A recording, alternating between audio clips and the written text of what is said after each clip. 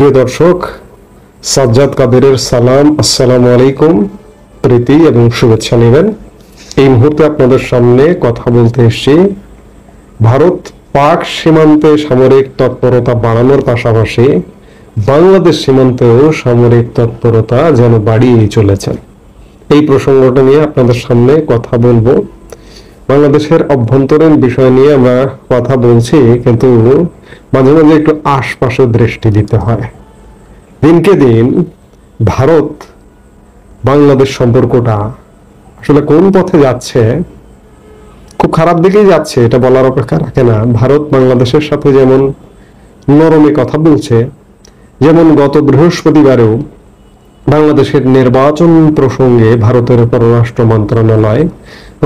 মন্ত্রণালয়ের নিয়মিত সংবাদ ব্রিফিংয়ে মন্ত্রণালয়ের মুখপাত্র রণধীর জয়সওয়াল বাংলাদেশে আবারও একটি দ্রুত নির্বাচনের তাগিদ দিয়েছেন, বাংলাদেশকে স্মরণ করিয়ে দিয়েছেন। সাংবাদিকরা প্রশ্ন করেছেন, তারই আলোকে তিনি বলেছেন যে ভারত বরাবরই বলে আসছে, গত 10 মাস যাবতই বলে আসছে যে বাংলাদেশে ভারত একটি দ্রুত নির্বাচন দেখতে ইচ্ছুক।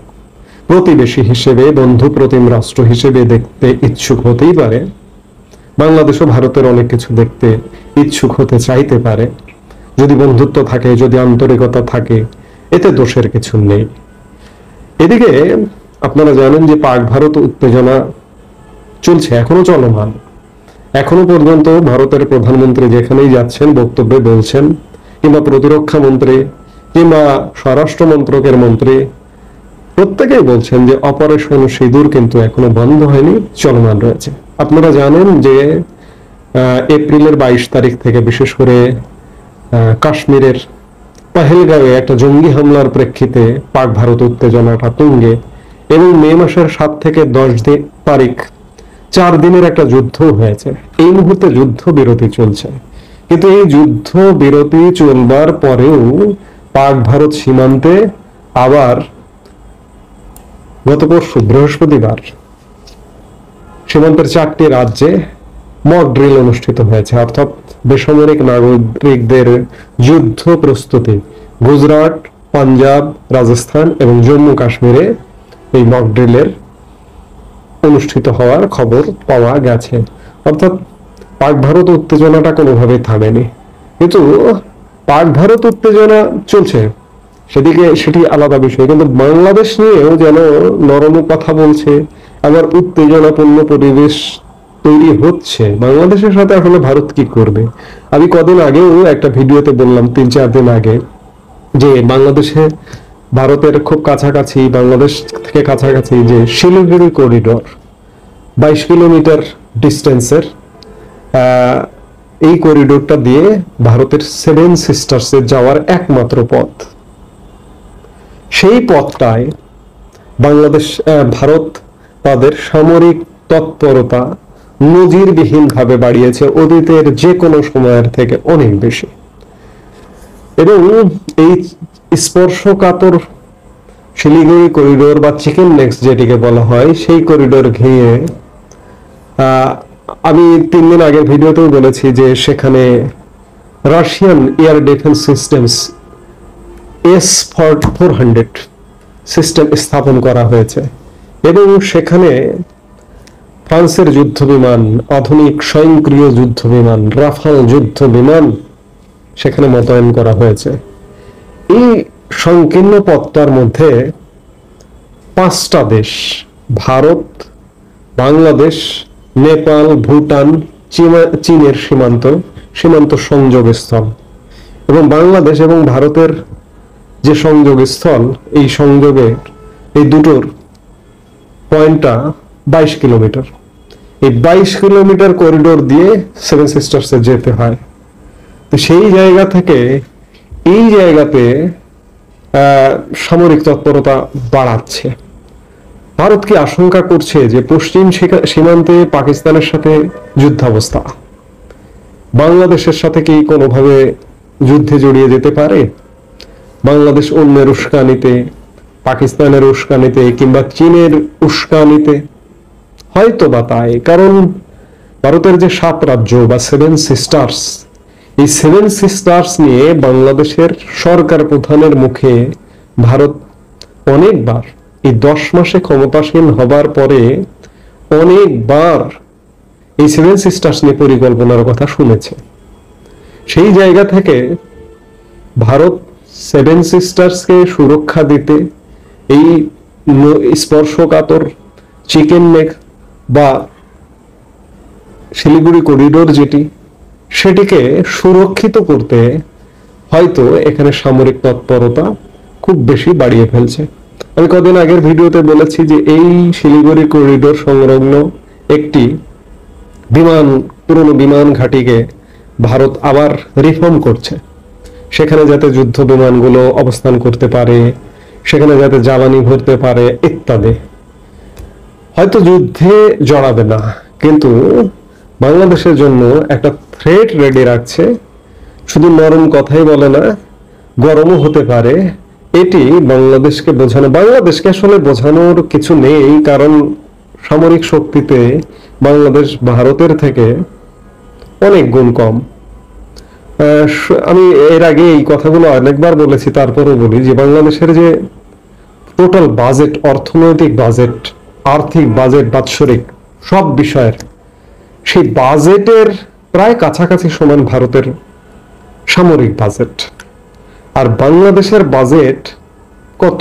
ধরুন মাত্র কয়েক billion dollar, 3-4 billion dollar. 4 billion তো প্রশ্নই আসে না, 3 বিলিয়ন বা 3.5 বিলিয়ন ডলার। সেই জায়গায় সামরিক শক্তির বিচারে আমরা কিছুই না। কিন্তু ভারত চিন্তা করছে যদি চীন এখানে উস্কানি দেয়, যেমন শিলিগুড়ি করিডোর সংলগ্ন বাংলাদেশ একটা বিমান ঘাঁটি, অনেক আগে থেকেই অনেক ব্রিটিশ আমলের একটি বিমান ঘাঁটি, সেটি নতুন করে প্রস্তুত করছে, নতুন করে সৎ উদ্দেশ্যেই প্রস্তুত করছিল, বা ওখানে একটা এভিয়েশন বিশ্ববিদ্যালয়, এটা আওয়ামী লীগ সরকারের আমলের পরিকল্পনা ছিল। আমি 3 দিন আগের ভিডিওটাতেও বলেছি যে আওয়ামী লীগ সরকার ওটা করলে ভারতের মাথা ব্যথার কোনো কারণ হতো না। কিন্তু সেই বিমানবন্দরটায় উপস্থিতি লক্ষ্য করেছে ভারত, চীনের উপস্থিতি। চীন সেখানে ভিজিট করেছে, চীন এখানে অর্থায়ন করবে। পাকিস্তানের সামরিক বাহিনীর লোকজন এসছে। আমি কয়েকদিন আগের ভিডিওতে এগুলো বলেছি। এই চীন পাকিস্তানের উপস্থিতিটাই ভারতের মাথা ব্যথার কারণ, যার কারণে শিলিগুড়ি করিডোরে স্বয়ংক্রিয় যুদ্ধ বিমান, রাফাল যুদ্ধ বিমান, S-400 এয়ার ডিফেন্স সিস্টেমস, এগুলো স্থাপন করছে ভারত। যদি কোনো বাড়াবাড়ি হয় বাংলাদেশ নিয়ে, তাহলে অ্যাকশন, শুধু নরম কথাই বলে না, তাহলে অ্যাকশনে যাবে। সেই জায়গা থেকে এই সংবেদনশীল বিষয়গুলো নিয়ে বাংলাদেশে যারা এই মুহূর্তে সরকার পরিচালনা করছেন, দায়িত্বে আছেন, তাদের আরো বেশি সচেতনতা আবশ্যক। কারণ বিপদে কিন্তু আমরা কাউকে খুঁজে পাবো না, যতই পেছন থেকে যাই বলুক না কেন, বা পেছন থেকে সহযোগিতা দিলেও আমরা কার সাথে লাগতে যাচ্ছি সেটা কিন্তু 1000বার ভাবা উচিত।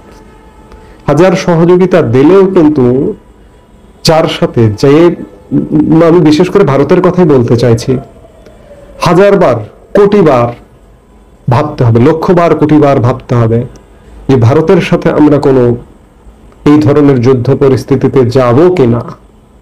এটি 1000বার ভাবতে হবে আমাদের বাঁচতে হলে, বাঁচার স্বার্থে।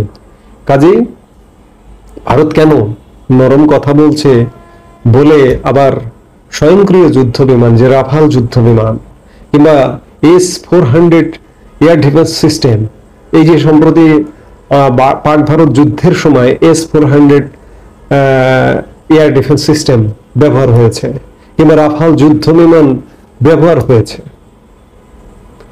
এবং পাকিস্তান দাবিও করেছিল যে রাফাল যুদ্ধ বিমান ধ্বংস করেছে পাকিস্তান, কিন্তু এর সত্যতা কোনো জায়গায় খুঁজে পাওয়া যায়নি। সেগুলো আমাদের শিলিগুড়ি করিডোর, আমাদের কাছাকাছি শিলিগুড়ি করিডোর বা চিকেন নেকে ভারত স্থাপন করছে, বাংলাদেশের দিকে তাক করছে। কেন আমি এমন সম্পর্ক কেন করব? আমি বারবার এই সম্পর্ক নিয়ে কথা বলি, বা আমি কারোর সাথে কেন সম্পর্ক নষ্ট করব? আচ্ছা, পাকিস্তান অনেক দূর দেশের রাষ্ট্র, আমার বর্ডারের আশপাশে না। আমার তো পাকিস্তানের সাথেও একটা স্বাভাবিক সম্পর্ক, অতির মাখামাখিও দরকার নেই। আবার ভারতের সাথেও অতি মাখামাখি দরকার নেই, কিন্তু চমৎকার একটা সম্পর্ক দরকার আছে, যেটি বিগত সরকারের সময়ও ছিল। কাজে আমরা সেই সম্পর্কটাই আমাদের স্থাপন করা দরকার, যাতে করে কোনো দেশের রাগ বা বিরাগ ভাজনের শিকার আমরা না হই। আমাদের পররাষ্ট্র নীতির মূল নীতি হচ্ছে সকলের সাথে বন্ধুত্ব, কারো সাথে শত্রুতা বা বৈরিতা নয়। আমরা যেন এই নীতিতে চলি, কিন্তু অত্যন্ত পরিতাপের বিষয়, অত্যন্ত দুঃখের বিষয়, বর্তমান অন্তর্বর্তীকালীন সরকার সেই নীতিতে চলছে না। এটি যথেষ্ট উদ্বেগের কারণ, এবং শিলিগুড়ি করিডোরে ভারতের সামরিক তৎপরতা, নয়াদিল্লির সামরিক তৎপরতা বাংলাদেশের জন্য যথেষ্ট উদ্বেগের কারণ আছে। আমরা প্রত্যাশা করব এই সরকার এই বিষয়গুলো বিবেচনা করবে বাংলাদেশের জনগণের স্বার্থে। এই মুহূর্তে এ পর্যন্তই। সবাই ভালো থাকুন, সুস্থ